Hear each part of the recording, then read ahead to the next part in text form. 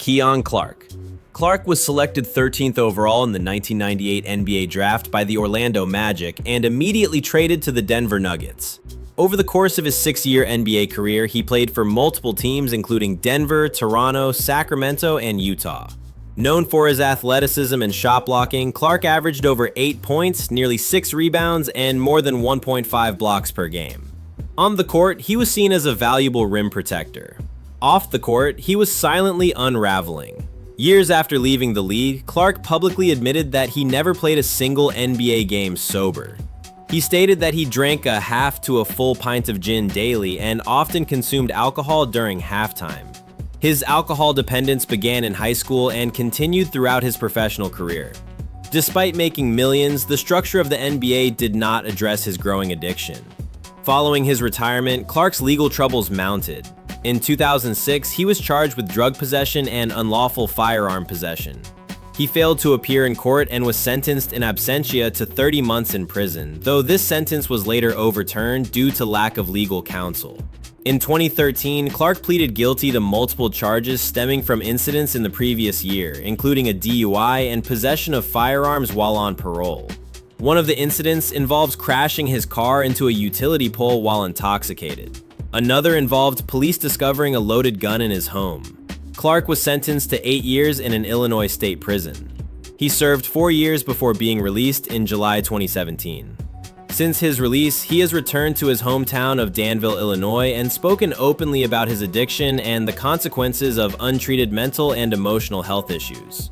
Keon Clark's story illustrates how addiction can go undetected within professional sports systems and how, without support or intervention, it can lead to legal ruin and incarceration even for those once under the brightest lights. Nick Van Exel. On December 26, 2010, Nicky Maxwell Van Exel shot and killed his best friend, Bradley Bassie Ayo, inside his home in Garland, Texas. Nicky Van Exel is the son of former NBA All-Star Nick Van Exel. The motive behind the shooting was revealed to be a calculated attempt to silence a witness. Ayo was scheduled to testify against both of them in a series of armed robberies they had committed earlier that year in Houston. According to court records, after shooting Ayo with a 12-gauge shotgun, Nicky did not panic. Instead, he engaged in a detailed cover-up operation. He wrapped the body in plastic, loaded it into his SUV, and dumped it near Lake Ray Hubbard. He then returned home, cleaned up the blood, and discarded the murder weapon in a creek in North Dallas. Initially charged with capital murder, a charge that carries the possibility of life without parole, Van Exel's charge was later reduced to murder. His defense team argued the shooting was an accident that occurred during horseplay. Prosecutors countered that the act was deliberate and intended to eliminate a cooperating witness. During the trial, it was revealed that Nicky had taken deliberate steps to hide the crime, which included attempting to conceal the body and destroy evidence. The jury deliberated for just 2.5 hours before returning a guilty verdict. On February 1st, 2013, Nicky Van Exel was sentenced to 60 years in prison.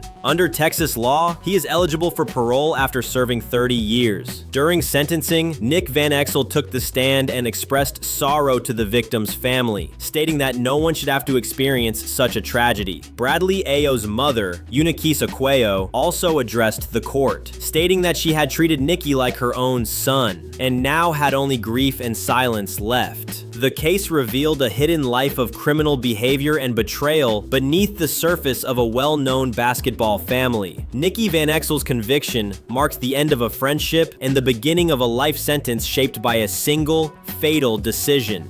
Greg Oden. On August 7, 2014, law enforcement responded to a domestic violence call at a residence in Lawrence, Indiana. When officers arrived at approximately 3:30 a.m., they found Greg Oden's ex-girlfriend with visible injuries. Her face was swollen, she had cuts on her nose and forehead, and there was blood on the walls and furniture. A flower pot had been overturned during the altercation. The victim's best friend, present at the scene, told police that Oden had punched the woman in the face. Greg Oden, the former #1 overall pick in the 2007 NBA draft, admitted to police that he had struck her and expressed regret. At the scene, he was cooperative and did not deny the allegations. Initially, he was charged with 2 misdemeanor counts of battery. However, on August 11, 2014, those charges escalated. He was formally charged with felony battery causing serious bodily injury, as well as 2 additional misdemeanor charges, domestic battery and battery causing injury. In December of that year, Odin entered a plea agreement. He pleaded guilty to the felony charge of battery with serious bodily injury. In exchange, the 3 misdemeanor charges were dropped. On February 3, 2015, he was sentenced to 909 days of probation. The court also ordered him to complete 26 weeks of domestic violence counseling, 26 weeks of alcohol counseling, and to pay a $200 fine. A no-contact order was issued, preventing Odin from reaching out to the victim in any capacity. At the time of his arrest, Odin was a free agent. He had last played with the Miami Heat during the 2013-2014 season, but had been plagued by chronic knee injuries that had limited his career to just 105 total NBA games. His arrest marked a further fall from grace for a player once hailed as the league's next dominant big man. Greg Oden's case became another entry in the growing list of NBA athletes whose off-court actions cast long shadows over their professional legacy. Despite early signs of promise, his story is now inseparable from both physical and personal breakdowns that curtailed not only his career, but his public reputation. Eddie Curry.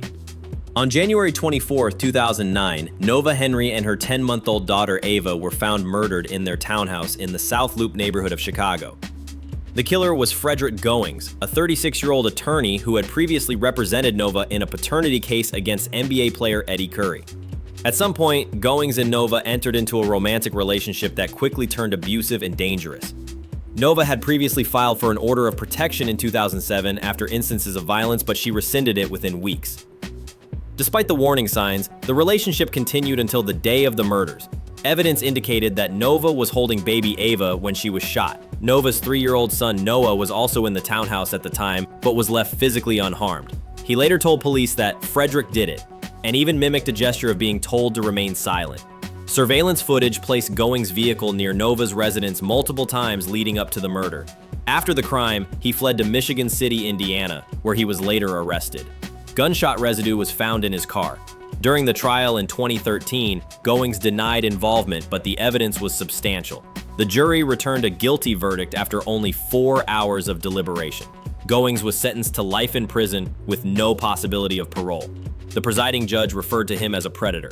After the conviction, custody of Noah was awarded to Eddie Curry. Nova Henry's family, despite their grief, became vocal advocates for domestic violence awareness, using their loss to push for better protections for women in abusive relationships. Robert Swift. Swift entered the NBA in 2004 as the 12th overall pick by the Seattle Supersonics, directly out of high school. Standing over 7 feet tall with a promising combination of size and mobility, Swift was expected to be a long-term investment for the franchise. However, recurring injuries including a torn ACL and lateral meniscus derailed his career before it could develop. By 2009, Seattle, then relocated and rebranded as the Oklahoma City Thunder, chose not to re-sign him, and Swift faded from the league with career earnings of approximately $11 million.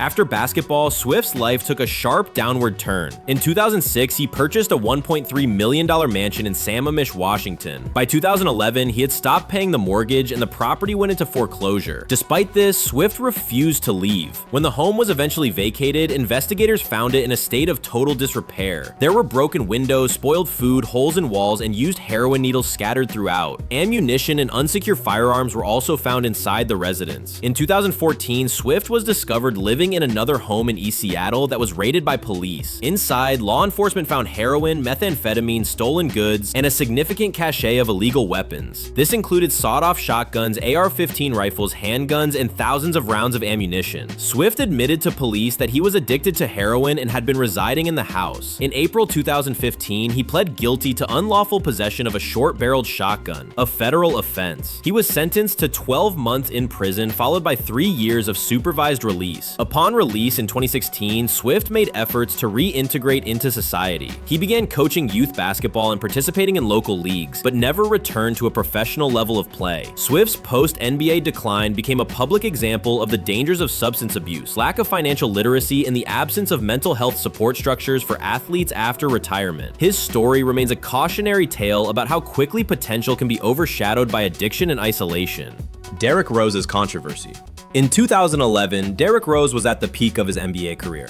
As the youngest player ever to win the league's Most Valuable Player award at just 22 years old, Rose had become the face of the Chicago Bulls and a symbol of the league's next generation. That image was complicated by a single quote published in ESPN the magazine. During an interview conducted in November 2010 and published the following year, Rose was asked to rate how prevalent he believed performance-enhancing drugs were in the NBA on a scale from 1 to 10. His answer, according to ESPN, was 7. He was quoted saying, "It's huge, and I think we need a level playing field where nobody has that advantage over the next person." The implications were immediate and far-reaching. In an era where the NBA had largely escaped the drug scandals that plagued other professional sports, particularly Major League Baseball and the NFL, Rose's quote suggested that PED use was a significant, if hidden, issue within the league. Public reaction was swift. Analysts speculated, fans debated, and questions were raised about the NBA's drug testing policies. But shortly after the quote made headlines, Rose backtracked through a team spokesperson. He stated that he didn't remember being asked that question, and if he did answer that way, he must have misunderstood what was being asked. He denied believing there was a PED problem in the league. ESPN, however, stood firmly behind the reporting. The outlet confirmed the date of the interview, defended the accuracy of the quote, and stated that the statement was not taken out of context. No retraction or correction was issued. No formal investigation followed. The league did not publicly address the matter beyond reaffirming its confidence in the existing drug testing protocols. No additional statements were made by Rose, and the controversy faded without resolution. The episode remains one of the few times a high-profile player publicly suggested that PEDs may be more common in the NBA than fans or officials acknowledge. The absence of a clear clarification or follow-up left a lasting ambiguity, an open question about whether Rose's original statement was a mistake, a warning, or something else entirely. Rodney Roger. Rogers played 12 seasons in the NBA as a reliable forward known for his strength, shooting, and versatility. He was named the NBA Sixth Man of the Year in 2000 while playing for the Phoenix Suns and earned an estimated $27 million over the course of his career. His resume included stints with Denver, Los Angeles, Phoenix, Boston, New Jersey, New Orleans, and Philadelphia. On November 28, 2008, just 4 years after retiring, Rogers' life changed irreversibly. While riding an all-terrain vehicle near his property in Vance County, North Carolina, Rogers hit a ditch at high speed. The impact threw him over the handlebars and into the ground head first. The collision shattered his third cervical vertebra and bruised the fourth, leaving him paralyzed from the shoulders down. Doctors gave Rogers only a 5% chance of regaining any mobility. He was placed on a ventilator and transferred to a spinal cord rehabilitation center in Atlanta, where he began the long process of adjusting to life with quadriplegia. His daily existence became dependent on in-home care, assistive technology, and constant therapy. Medical costs quickly climbed to over $400,000 annually. Rogers suffered not only physically, but also emotionally. He experienced severe depression and suicidal thoughts. His fiancée, Faye Suggs, remained by his side and became his primary caregiver and emotional anchor. That support helped Rogers stabilize and begin a new chapter. Instead of withdrawing from public life, Rogers launched the Rodney Rogers Foundation to support individuals with spinal injuries and began sharing his story through public speaking engagements. His advocacy focused on awareness, resilience, and the challenges of adapting to life with disability. In 2024, Rogers filed a lawsuit against Blue Cross Blue Shield of North Carolina. The insurer had denied in-home nursing care that had previously been deemed medically necessary.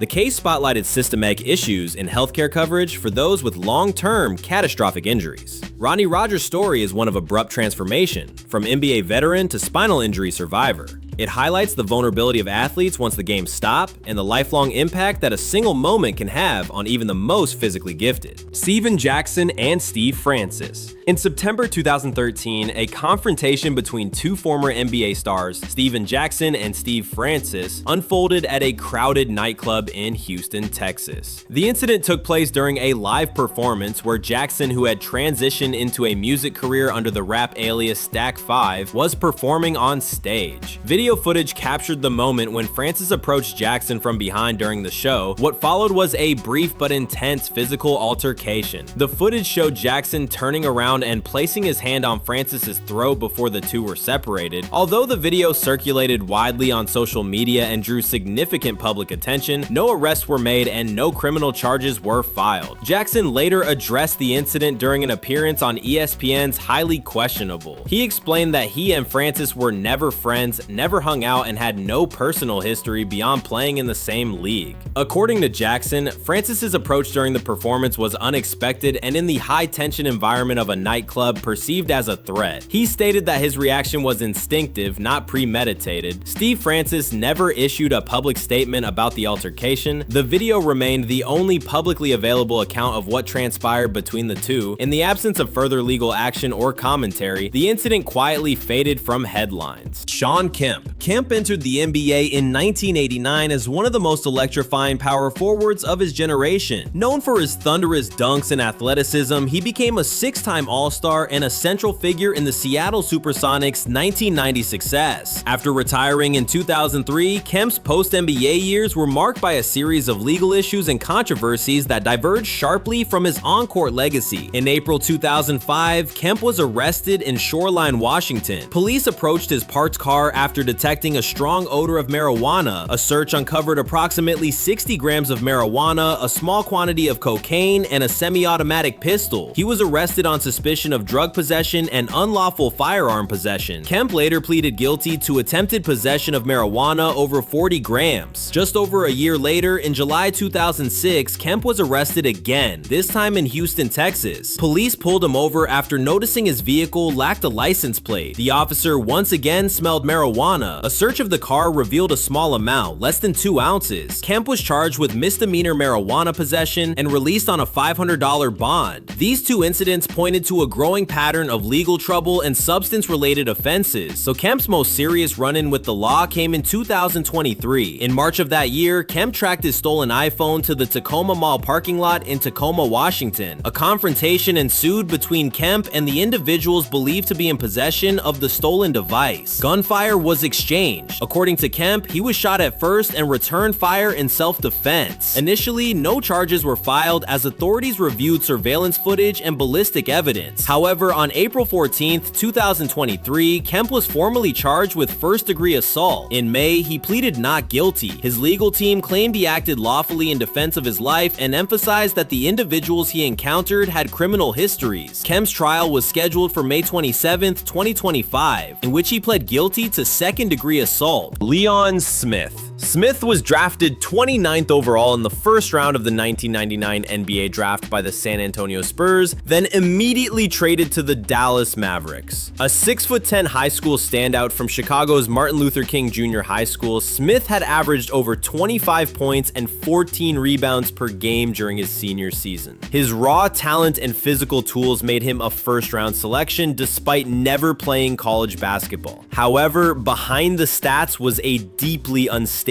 personal history. Smith had grown up in foster care after being removed from his biological family at the age of 5. The emotional trauma from his upbringing had never been fully addressed. At just 19 years old, Smith entered the NBA with no support system, no college experience, and little preparation for the pressures of professional life. Tension with the Dallas Mavericks quickly surfaced. Smith refused to accept a development plan that involved playing in the minor leagues or overseas, demanding a guaranteed roster spot. This standoff, combined with his mental health struggles, sidelined him before he ever played a single NBA game. In November 1999, Smith experienced a severe psychological crisis. He was found near a car he had vandalized by smashing its windows with a rock. That same night, he attempted suicide by ingesting approximately 250 aspirin pills. He was hospitalized and placed in a psychiatric facility where he was later diagnosed with a mental illness, reportedly bipolar disorder. After his release from the facility, Smith was arrested twice within a 24-hour period for separate incidents, one involving threats toward his ex-girlfriend and another for destruction of property. The Mavericks, who had never activated him for a single game, suspended him and ultimately bought out his contract for $1.2 million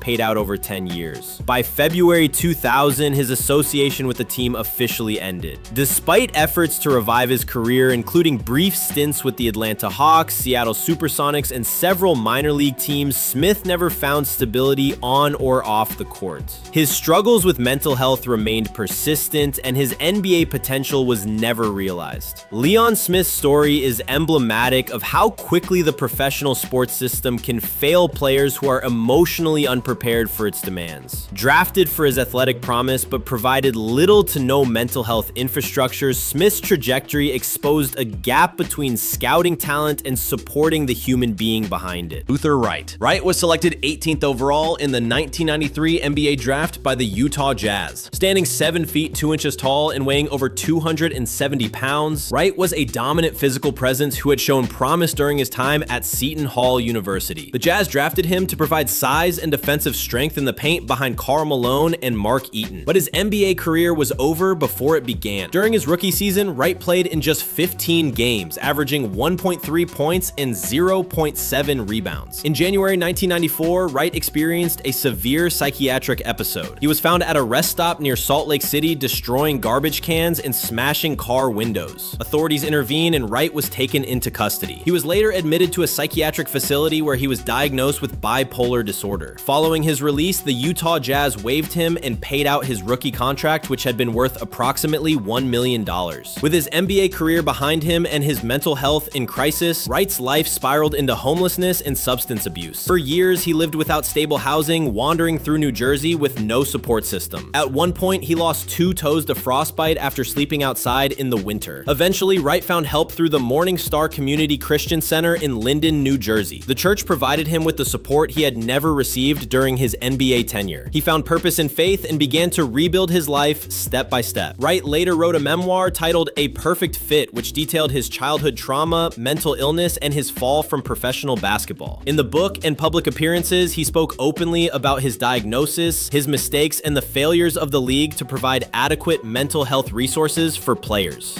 Melvin Turpin. Turpin was a dominant force in college basketball, earning All-American honors at the University of Kentucky and helping lead the Wildcats to the Final Four in 1984. That same year, he was selected 6th overall in the NBA draft by the Washington Bullets and traded to the Cleveland Cavaliers. At 6 feet 11 inches and nearly 240 pounds, Turpin was expected to become one of the NBA's premier big men. Instead, his professional career was marked by unfulfilled expectation. Turpin struggled with weight and conditioning issues throughout his 5 seasons in the league. He played for Cleveland, Utah, and Washington, averaging 8.5 points and 4.6 rebounds per game. Despite flashes of talent, he never found consistency and retired in 1990 at the age of 29. After basketball, Turpin lived quietly in Lexington, Kentucky. He worked various jobs, including as a security guard at the University of Kentucky Hospital. He kept a low profile and was known by colleagues as gentle and respectful, though he rarely discussed his basketball past. On July 8, 2010, Turpin was found dead in his home from a self-inflicted gunshot wound. He was 49 years old. The coroner ruled his death a suicide. No note was found and no public motive was confirmed. Friends and former teammates expressed shock, describing him as soft-spoken and private. Michael Ray Richardson.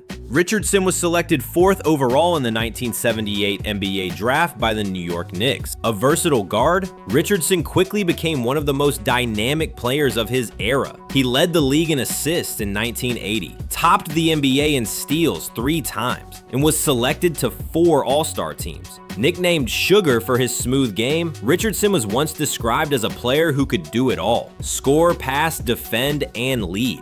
However, his promising career was overshadowed by a persistent drug addiction, primarily involving cocaine. Between 1983 and 1986, Richardson tested positive for cocaine use 3 times, violating the NBA's anti-drug policy. On June 25, 1986, NBA Commissioner David Stern imposed a lifetime ban on Richardson under the league's then new strict substance abuse policy. He became the first active NBA player ever banned for life due to repeated drug violations. Despite the severity of the punishment, Richardson did not disappear from basketball entirely. He continued his career overseas, playing in Italy, Croatia, and France until 2002. He eventually transitioned into coaching in smaller professional leagues, including the CBA and the NBL Canada, where he led teams to championship runs. In 2023, Richardson published a memoir titled Banned, where he detailed his rise to stardom, his descent into addiction,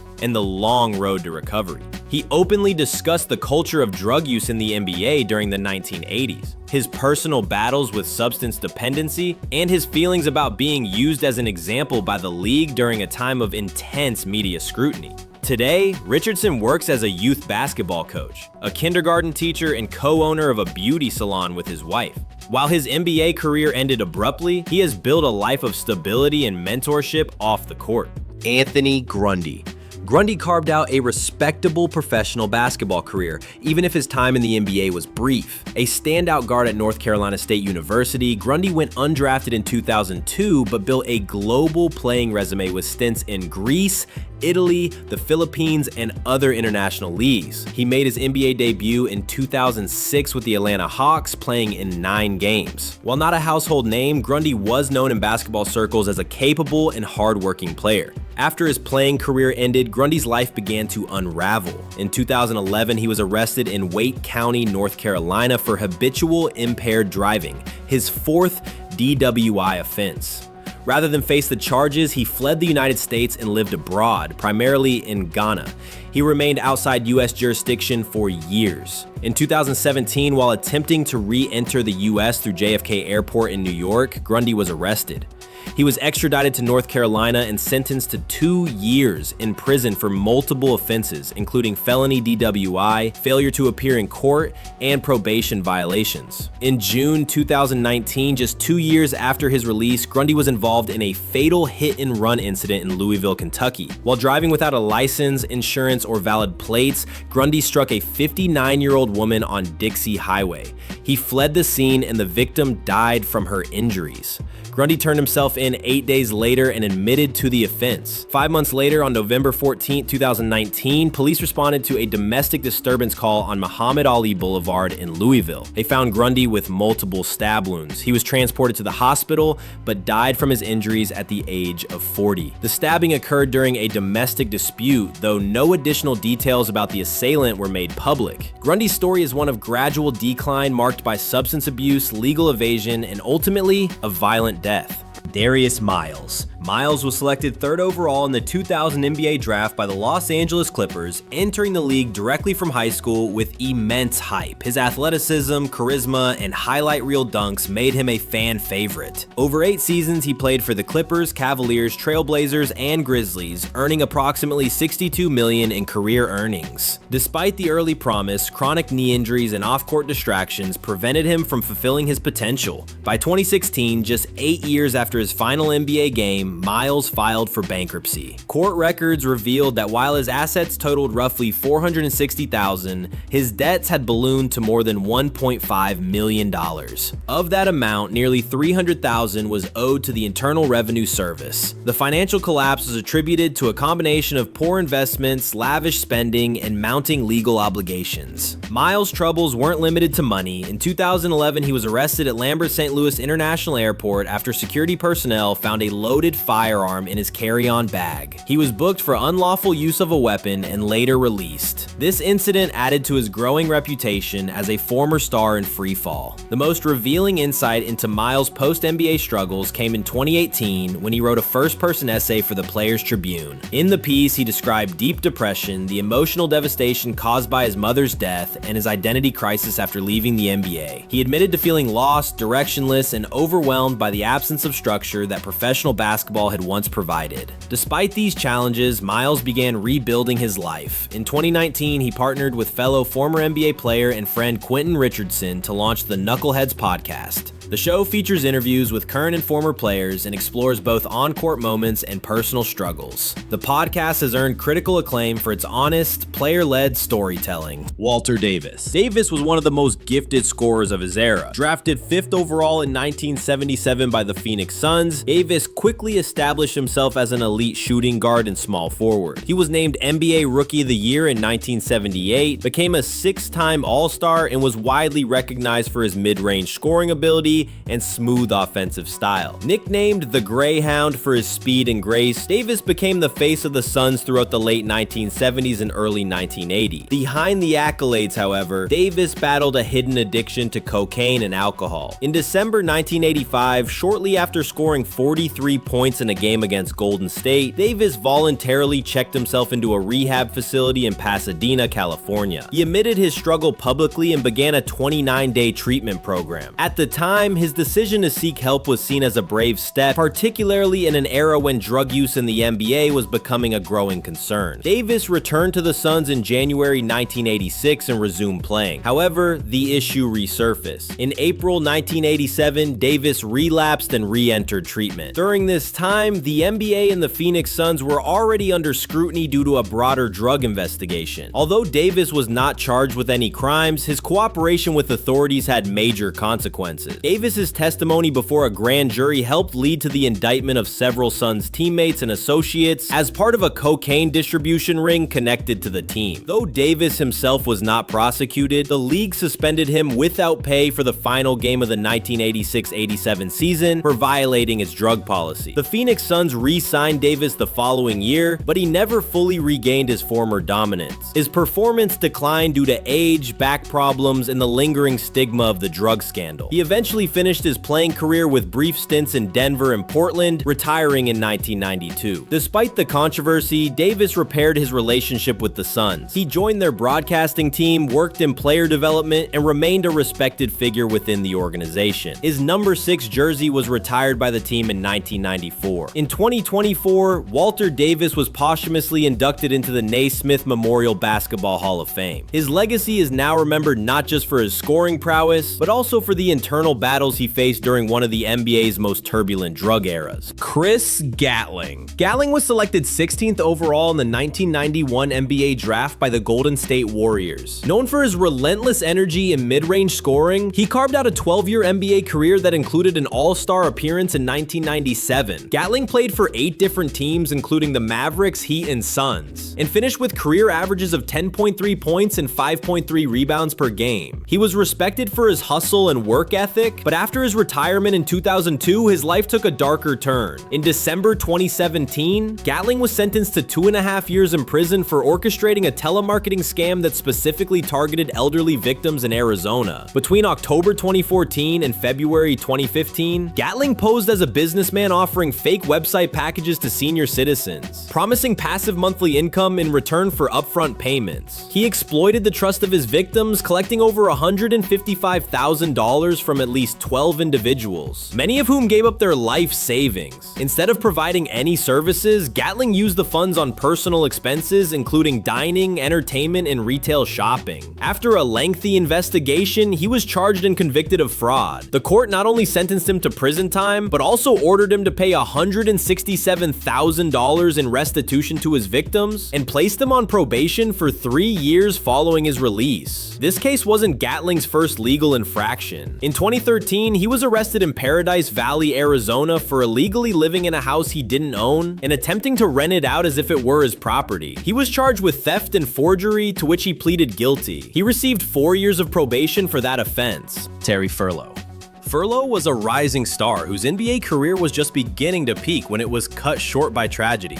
Drafted 12th overall in the 1976 NBA draft by the Philadelphia 76ers, Furlow was a standout scorer from Michigan State University who led the Big Ten in scoring during his senior season. Over the course of 4 years, he played for Philadelphia, Cleveland, Atlanta, and Utah, averaging 11.1 points per game. His final season with the Utah Jazz in 1979-80 was the most productive of his career. He averaged 16 points and 4 assists over 55 games. On May 23, 1980, Furlow was driving his 1979 Mercedes-Benz on Interstate 71 near Lindale, Ohio. He lost control of the vehicle while traveling at an estimated 120 miles per hour and crashed into a utility pole. The collision killed him instantly. He was just 25 years old. The autopsy revealed that Furlow had both cocaine and Valium in his system at the time of the crash. Investigators also found open containers of alcohol and marijuana in the car. The toxicology report painted a clear picture. Furlow had been impaired while driving. The crash was not merely an accident. It was the culmination of substance abuse issues that had gone unaddressed publicly. Furlow's death came during a period when the NBA was facing increasing scrutiny for drug use among its players. Though the league had not yet instituted the strict anti-drug policies that would come in the mid-1980s, his death was an early and glaring warning sign of a deeper issue within the league's culture.